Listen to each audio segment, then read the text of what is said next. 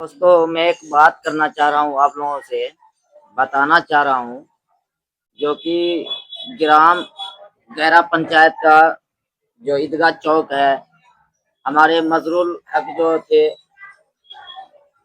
क्या कहते हैं, ये बैंक चलाते थे, उनका 6 फरवरी को मर्डर हो जाता है और सफीपुर गांव का रहने वाले थे।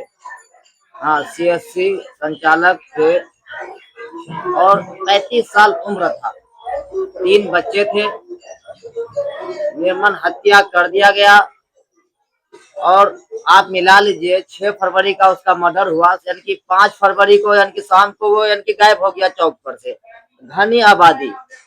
और आज देख लीजिए 25 कितना मार्च है ना, आज 25 फरवरी है, सॉरी 25 फरवरी है।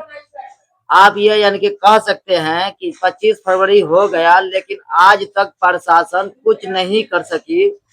और हमारे यानी कि विधायक जी अबीदुर रहमान साहब जब कॉल उठाते हैं तो आश्वासन देते हैं कि सारा काम होगा, सारा काम होगा। क्या होगा? घंटा होगा, कुछ नहीं होता है।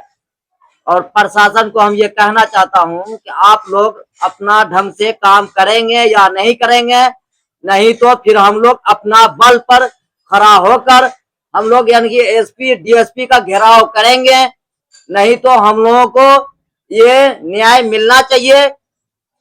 हम लोगों को बहुत गुस्सा हो रहा है, इसलिए हम प्रशासन से कहना चाहते हैं, आप कड़ी से कड़ी मेहनत करके जो भी हमारे मजरूल भाई का कत्ल किया है, अगर नहीं निकालेंगे तो कसम खुदा की यानी कि फिर हम लोग यानी कि अररिया की घेराव करेंगे। कोई मर्द नहीं रहा अब यानी कि इस गांव में बोलने वाला।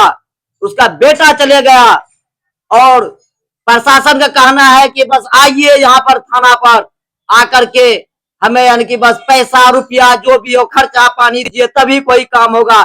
मैं ये भी कहना चाहता हूँ, मैं भी एक केस में लुप्त हूँ।